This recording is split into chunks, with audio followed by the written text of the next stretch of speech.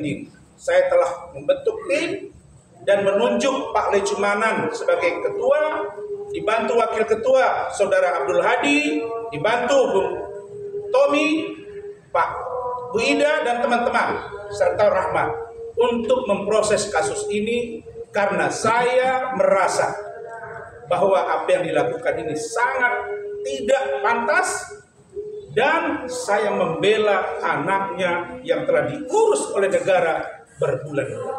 Untuk itu sikap yang tegas dan bagaimana strategi ke depan terkait dengan Nikita Mirzani ini, saya persilakan kepada Pak Lecu untuk menyampaikan. Baik, saya Badi Bersatu ya, dari Badi Bersatu ya, di mana Bang Rasman itu adalah kader kami ya. Ini hari ya, saya mau tunjukkan sama Indonesia, seluruh Indonesia, ini Bang Rasman ini bela orang benar. Kenapa sampai Loli itu bisa lari dari safe house? Berarti kan sudah sangat terancam. Tidak, artinya tidak nyaman lagi sampai dia kabur nyarinya Bang Rasman. Dan Bang Rasman tuh hadir itu untuk bela dia. Jadi untuk di kita ya, mohon maaf ya, di kita ya. Jadi kamu yang melakukan pemukulan terhadap Bang Rasman ya, kamu akan tunggu tanggal mainnya. Ya, kita akan diperiksa di Polres Jakarta Selatan hari Senin. Oke. Saksi pelapor kita periksa, korban semua kita periksa ya. Kau tunggu ya, nih kita panggilan dari Polres Jakarta Selatan. Saya pastikan pasal 351 akan mengancammu. Oke? Itu dari saya. Oke? Kemudian untuk ada pesan lanjutan? Ya, kalau kita lihat ya dari kronologis ceritanya Bang Rasman ya. Ini kan bentuk dari penganiayaan ya. Penganiayaan ini kan unsur-unsurnya sudah jelas. Jadi artinya kasus ini dikawal oleh semua ya, netizen dan semua rakyat Indonesia melihat ini.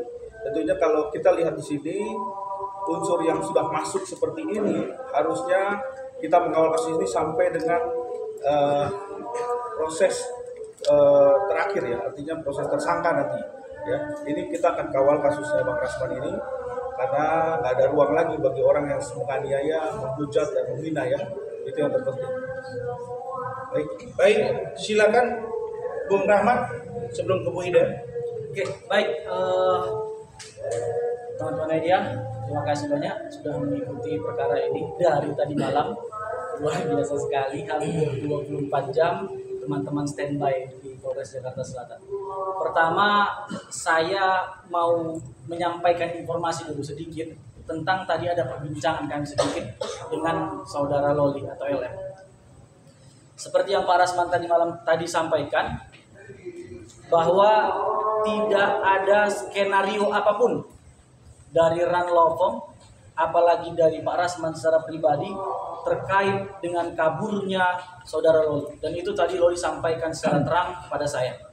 Kemudian saya tadi sempat bercanda dengan Loli, oleh karena Loli mengatakan, pertama saya menyampaikan bahwa Loli, kalau seandainya kamu akan dibawa kembali ke safe house, gimana kira-kira?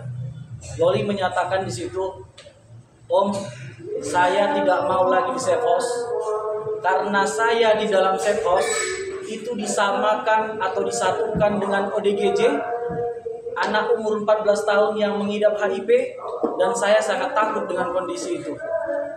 Om, kalau seandainya itu terjadi, saya mohon kepada orang Om semuanya, ajukan saja permohonan ke Pengadilan Agama untuk saya diadopsi. Lalu saya bertanya, siapa kira-kira orang tua yang pengen untuk kamu diterimanya berikutnya di antara semua ini? Loli secara tegas mengatakan, saya mau bersama Pak Rasman. Artinya memang kami tidak ada membuat skenario apapun, tapi ini murni karena kemanusiaan. Tadi malam tidak bisa dihubungi, dia tidur.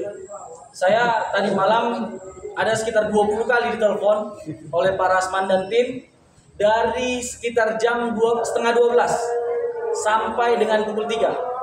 Dan mohon maaf, itu memang karena handphone saya setiap jam 11 malam itu di mode tidur gitu. Jadi memang tidak ada pemberitahuan lagi di atas jam segitu. Nah, dan memang sekitar pukul subuh saya langsung hubungi Pak Rasman dan bersiap untuk merapat ke sini. Jadi begitu kondisinya teman-teman semuanya, tidak ada skenario apapun terkait dengan kondisi yang ada hari ini.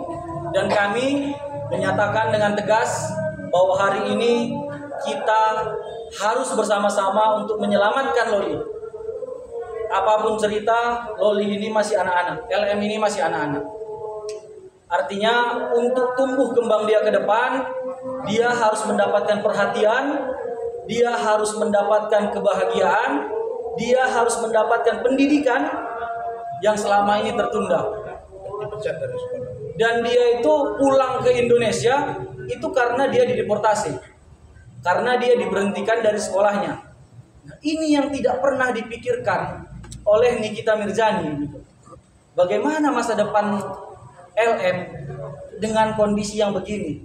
Masih saja dia menyebarkan fitnah tentang LM, masih saja dia memaksa LM supaya berada di safe house, tidak mencari solusi. Padahal saya melihat dan teman-teman tim hukum semua melihat, ini adalah hal sederhana untuk menyelesaikannya. LM hanya perlu datang ke tempat Pak Rasman, menyampaikan kondisinya dan bercerita dan meminta maaf gitu. Dan meminta maaf kepada Loli sendiri gitu. Saya pikir ini bisa diselesaikan. Tapi dengan kondisi LM yang tadi NM yang tadi malam sangat arogan. Bahkan saya mendapat informasi dari beberapa teman-teman yang menyatakan bahwa NM hadir ke sini itu dengan membawa pasukan. 3 mobil gitu. Artinya memang sudah ada niatan untuk membuat ribut. Artinya mens reanya sudah ada, Bang.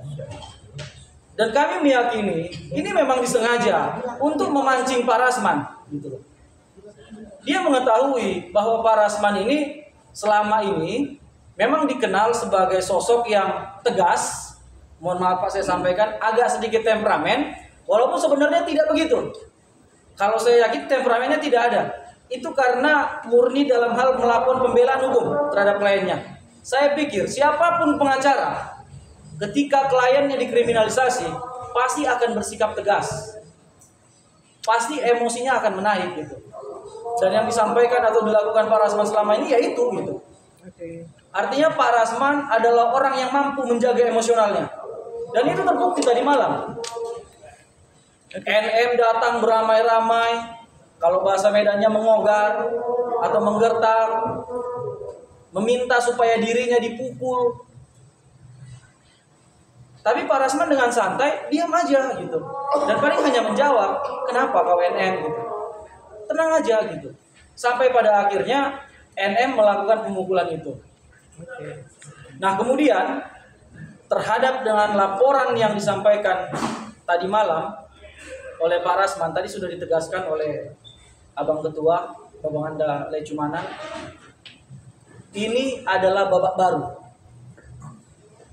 Kemudian saya mau coba tantang NM. Kemarin dia bilang dia menjanjikan 5 miliar untuk Fadel pasti ditangkap di akhir Desember. Mana janji kau?